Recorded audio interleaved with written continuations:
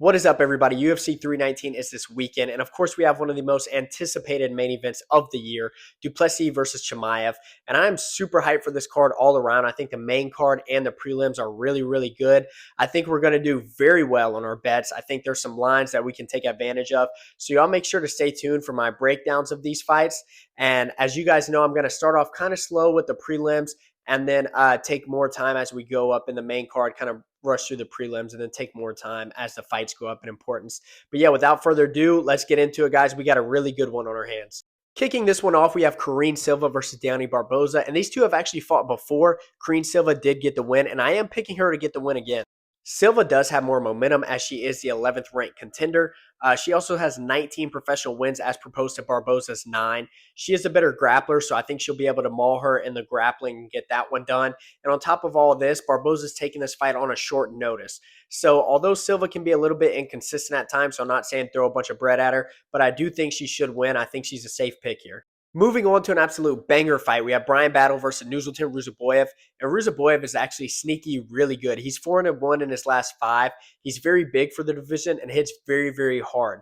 Now, Bryan Battle does hit hard, but we haven't seen him at middleweight yet. We've only seen him at welterweight, where he was a hard hitter and a very good pressure fighter. But I think Rousaboy is just going to be way bigger than him.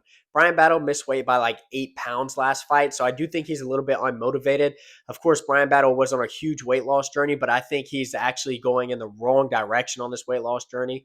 But on top of all this, we have seen Bryan Battle, his striking, he leaves himself open. He's gotten caught sometimes. And with somebody with Rousaboy who just hits that hard, you cannot afford to get caught. You cannot afford to leave yourself open. So I do think Rousaboy is going to get this one done. He is an underdog pick. So this is my first underdog pick of the card. So hopefully we can make some money on this one. Next up, we have Edson Barbosa versus Jakar Close. And if you're telling me, hey, pick somebody who you want for Edson Barbosa to win on his farewell tour, he needs a win out the UFC, I'd say give him Jakar Close, because I think Edson Barbosa is going to be able to knock out Close. I think he's going to piece him up. He's just such a better striker.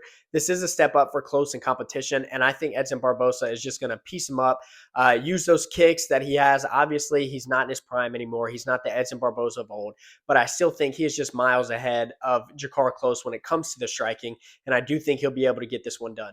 Next up, we have Chase Hooper versus Alexander Hernandez, and I am picking Chase Hooper. I think he stopped gooning this camp, so he should be a little bit more locked in.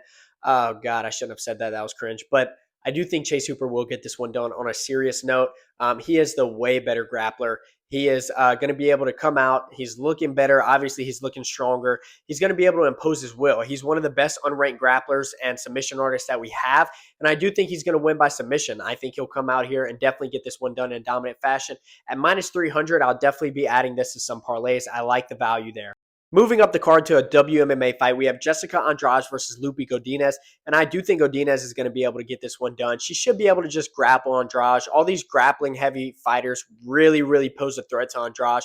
If this was Andrade maybe 2 years ago, I might pick her, but she seems super unmotivated recently, and she just keeps getting mauled by every grappler she faces, so I don't expect this one to be anything different. I think Godinez will come out here, probably win by decision, and just really be able to control her throughout the fight. Moving on, we have GM3 versus Aljamain. And GM3, of course, he's known for his dog fights where he gets beat up a lot and then somehow ends up winning via submission. And Aljamain is a heavy hitter. He's got good hands. He's going to be way better on the feet.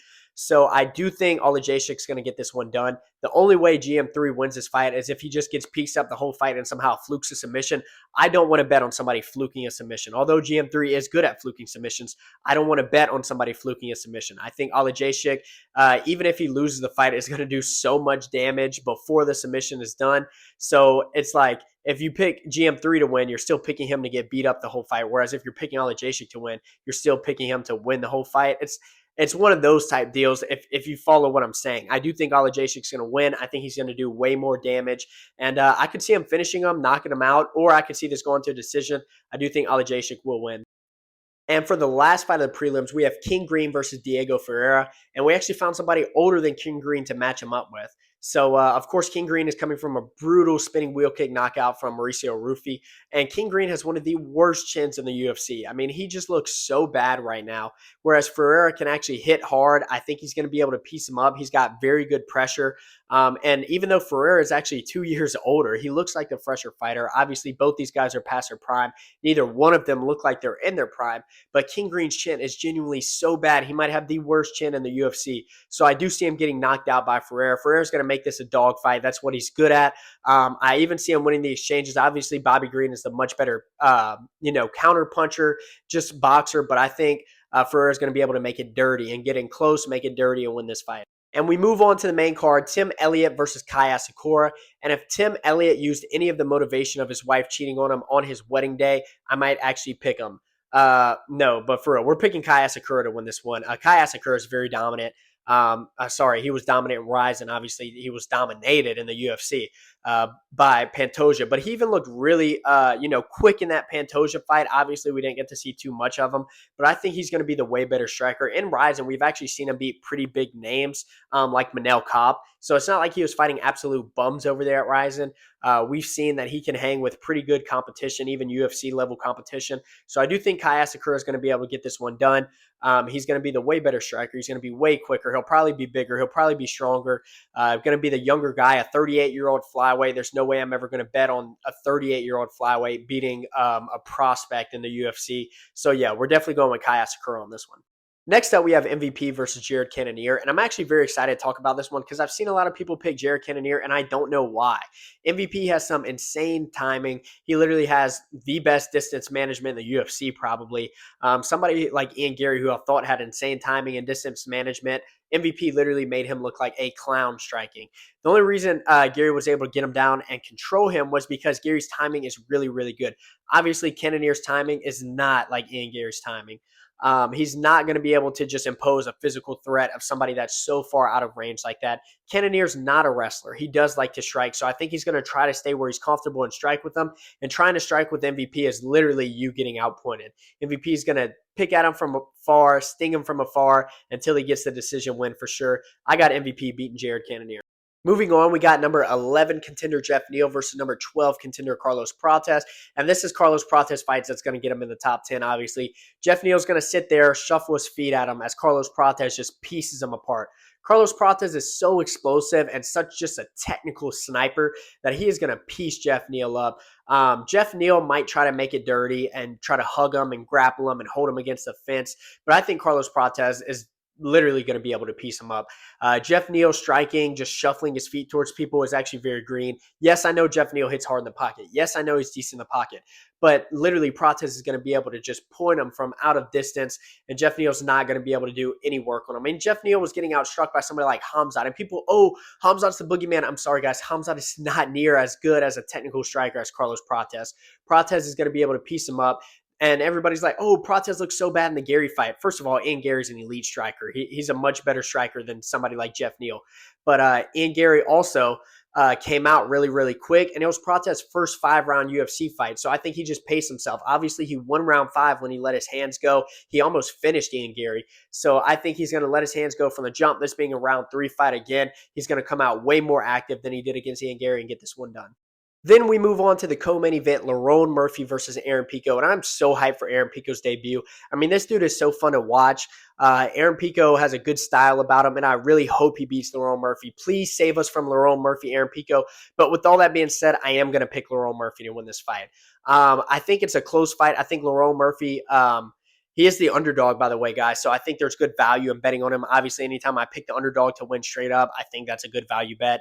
But I do think he's going to be – he just has such higher competition level. I mean, we've seen him versus some of the best of the best. The only thing that scares me about Lauron Murphy is we've seen him literally taken down by so many people before. And somebody who is a great U.S. wrestler like Aaron Pico, I think will be able to maybe find success taking him down. But I think when they're striking, Lauron Murphy is going to be the much better point striker. I think he'll be able to point him up from a distance. I can see I can see Aaron Pico winning 1 round, kind of taking him down, controlling him.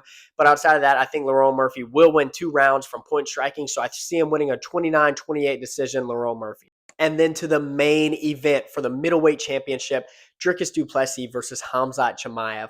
And of course, just like everybody else, I'm hyped for this fight. Everybody's picking Chimaev to win, I feel like, and I'm going to be different. I'm picking Dricus, and it's not just because I want to be different. As soon as this fight was announced, I actually picked Dricus, and I was actually surprised to see that he was an underdog pick.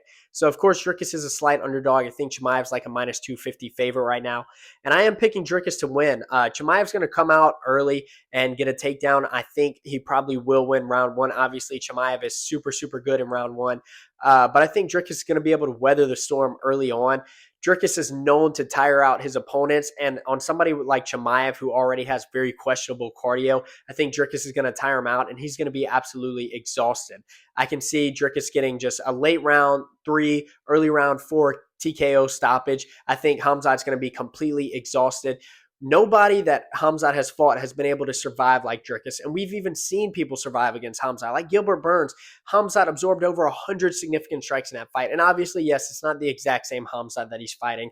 Obviously, I do think this is a better version of Hamzat that Dricus will be fighting, but Dricus has just insane survivability. I think he'll be able to survive the first round and just drag Hamzat into deep waters, and that's why I'm picking Dricus du Plessis to win and still the middleweight champion. Thank you guys for joining. I hope you really like these picks. I think we're going to be able to win a lot of money on these cards. I gave you guys a couple underdog picks. I also gave you guys some locks like Chase Hooper, where I really like the value. So we should do very well on this card. Obviously, MVP, Carlos Protes, I think those guys are going to get it done, and I think the line is too close for how dominant I think those fights will be. So I'm really looking forward to this one overall, guys. I have a Discord in my bio where we just talk MMA all the time, in my description. So make sure you guys check that out. Also, check out my other links in my description, my Instagram, my TikTok, and leave a comment, subscribe. I love interacting with you guys. That's why I made the Discord. So thank you guys for tuning in.